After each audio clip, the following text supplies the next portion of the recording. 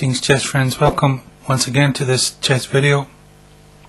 We'll continue our series on the English opening, and in this video we'll look at the strategy White adopts when he plays the Botvinnik system.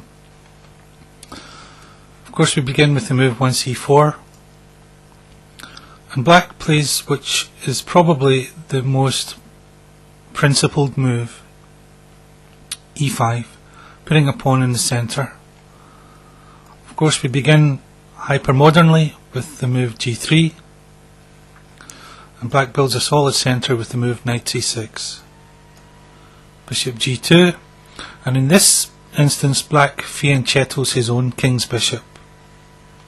We continue dominating the light squares in the centre with knight c3. Black plays bishop g7, and this move here, e4, signifies the Botvinnik system. We're prepared to give up some control of d4 for an ultra solid grip on the d5 square. Play usually continues with d6, and here, rather than playing knight f3, we play knight g to e2, and this has to do with our strategy. Sometimes Black will try and pin her knight, trying to gain more control of d4, and this move knight g to e2 facilitates the movement of the f-pawn. Now let us just take a moment to look at this position. What indeed is our strategic aims? Well, we can of course play to undermine Black's control of d4, and we can do this directly trying to prepare and get in the move d4, or we can of course lock the centre with d3 and play on the flanks with moves like b4, b5, and of course f4. So these are our strategic aims in this particular system. What I want to do now is take a look at a few, what we might say, instances which are particular to this system. For example, when is the right time to put a knight on d5? Or how do we react when Black plays an early f5? Do we in fact take with the g-pawn? What happens if Black takes with a piece? Or how do we react if Black takes with a pawn? So we'll look at these things in this little video here.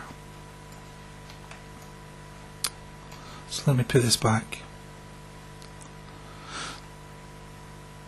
So we played knight g to e2. Black, of course, he wants to also have the facility to move his f-pawn. He plays knight to e7.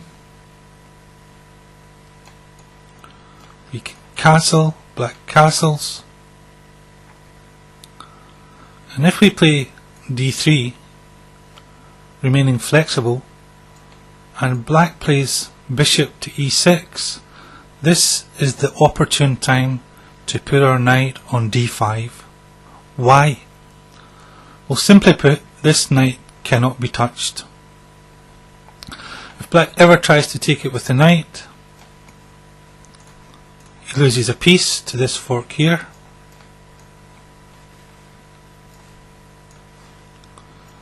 and of course if he takes with the bishop, he loses the bishop pair, and this pawn here is backwards on a half open file, and it might be difficult to defend. So if you ever see your opponent having this setup with these two pieces here, now you know is the time to put your knight on d5. And there it exerts a powerful influence, the c7 square and the f6 square. Now what about if Black plays an early f5? How do we deal with that? Well, let me set up a position on the board for you and we'll take a look at that. Now, this is a position from a game played in the Bundesliga 1991-92 by Schmeichel against Yusupov. And here we can see that black has played an early f5. Now the rule for capturing is that we capture on f5 if black of necessity needs to capture with either a piece or a pawn, but not a knight. The simple reason for that is that if a knight ever reached this f5 square, it's really excellently placed where it prepares pressure against the d4 square. So that is our little rule. If plays an f5, if black needs to capture with any other piece or a pawn except a knight, then we take on f5. In this instance, black recaptured with the bishop, and the result of this is that we can see that black no longer has pawn control over the square e4. And if we can in the long term prevent black from playing d5, and we can use this square e4 here as an excellent outpost for one of our pieces, probably a knight. So the game continued. d4, bishop h3, knight d to c3, preparing to play d5 and knight to e4, bishop takes g2, king takes g2,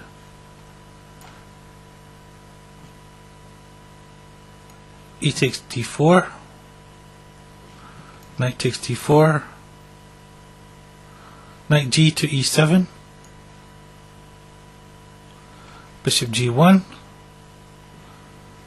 knight takes d4, bishop takes d4, knight f5, bishop takes, knight takes, and rook to e4. And have a little look at this position. We have control of the e file. Our kingside pawn majority is mobile, whereas black's is fairly static. And we have some little advantage in this position. So let's take a look at another example where black plays an early f5, and I'll set up that position for you. Okay, have a look at this position. It's from a game in 1989. Spraget with white pieces versus San Segundo. And again we can see that black has played an early f5. We realise that black cannot recapture on f5 with a knight, we therefore take this playing e takes f5. Bishop takes f5, d4. Of course, black has no pawn control now over e4. Bishop h3, d5,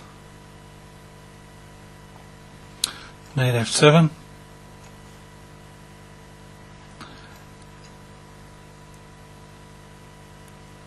f3, taking control of the important e4 square.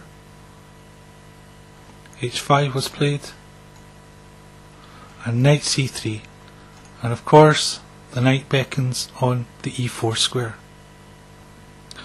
Now black decided that capturing on g2 was a little foolhardy, so he brings his bishop back and tries to control the e4 square with bishop f5. And here white played the rather excellent c5. And we can see that his pieces are excellently placed, and he now has a queenside attack. So that's a further example of how to deal with the capture on f5 if black plays an early f5. What about if instead of capturing with a piece, black takes with a pawn on f5? Well, let's have a look at that. Okay, have a look at this. We can see again the early f5. Now our preconditions for capturing on f5 are fulfilled because of course black cannot recapture with a knight.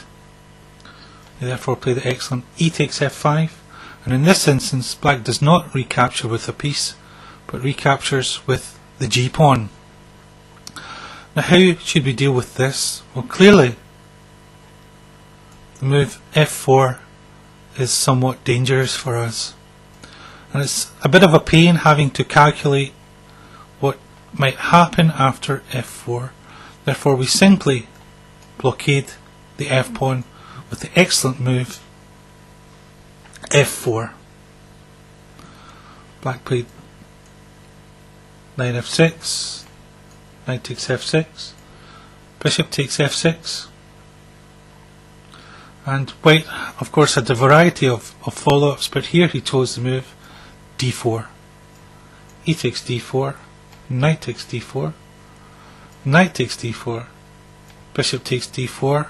Of course we're attacking the b7 pawn, so black was forced to play the move b6.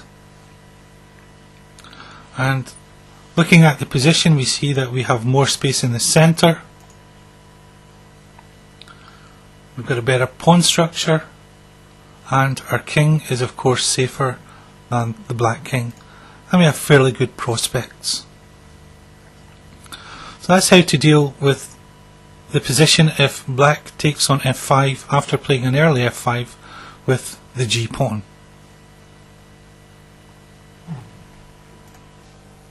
Okay, there's one other thing in this particular system that I think that we should be aware of, and it's called the 8-6 tactic.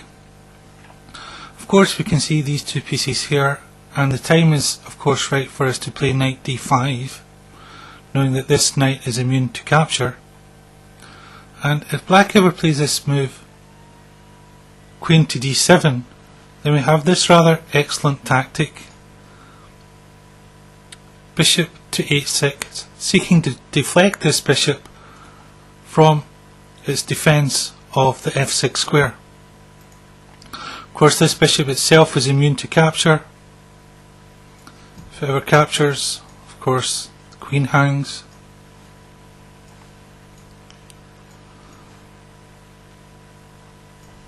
And therefore black is essentially forced to castle and of course give up the exchange. So that's something to be aware of in this particular system, and it's termed the 8-6 tactic. And that essentially concludes our little overview of the strategies that are involved with the Botvinnik system, and we'll now go on to look at the theory of the Botvinnik system in some detail. And we'll cover all of black's most common replies. We'll look at 6 knight g to e7, 6 f5, 6 bishop e6, 6 knight d4, 6 h5, and of course 6 knight to f6. And we'll look at all these, and each will have its little video in turn. So thank you very much for your time, and I wish you well with your own chess.